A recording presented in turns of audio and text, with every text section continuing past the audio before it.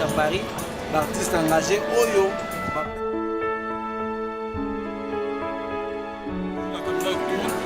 parce que bazalaki donc tosaki na esika neti na bandako ya bana mosi ye bongo azwaki